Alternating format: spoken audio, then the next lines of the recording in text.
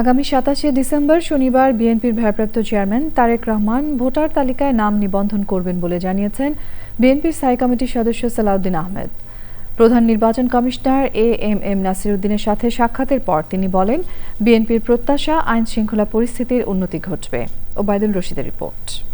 স্বৈরাচারের সময় আমরা দেখেছি প্রত্যেকটি বিএনপির ভারপ্রাপ্ত চেয়ারম্যান তারেক রহমান প্রায় দেড় যুগ পর আগামী ২৫শে ডিসেম্বর দেশে ফিরছেন। এ উপলক্ষে সংবর্ধনা সহ বিভিন্ন কার্যক্রম গ্রহণ করেছে বিএনপি। প্রজন্মের শিক্ষা ব্যবস্থা আমরা ধীরে ধীরে করে তিনটি বিষয়ে আলোচনার জন্য প্রধান নির্বাচন কমিশনার এএমএম নাসির উদ্দিনের সাথে সাক্ষাৎ করেন বিএনপির স্থায়ী কমিটির সদস্য সালাউদ্দিন আহমদের নেতৃত্বে ৩ সদস্যের প্রতিনিধি দল। সাক্ষাৎ শেষে সাংবাদিকদের সাথে কথা বলার সময় উঠে আসে তারেক রহমান প্রসঙ্গ।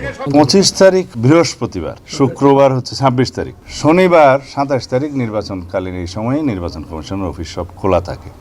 সেই দিনই এই ভোটার হওয়া, আইডি কার্ড বা ভোটার আইডি বা ন্যাশনাল আইডি হওয়া সংক্রান্ত যা কিছু আছে তিনি এই ২৭ তারিখে করবেন।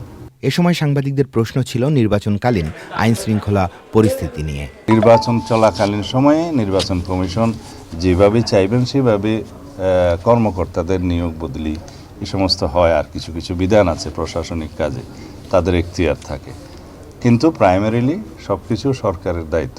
এই ক্ষেত্রে আমরা নির্বাচনের পরিবেশ সুষ্ঠু থাকুক কামনা করি, আশা করি। সরকারকে আমরা আহ্বান জানিয়েছি এবং জনগণও চায় এবার উৎসবমুখর পরিবেশে স্বাধীনভাবে মুক্তভাবে ভোট দিবেন।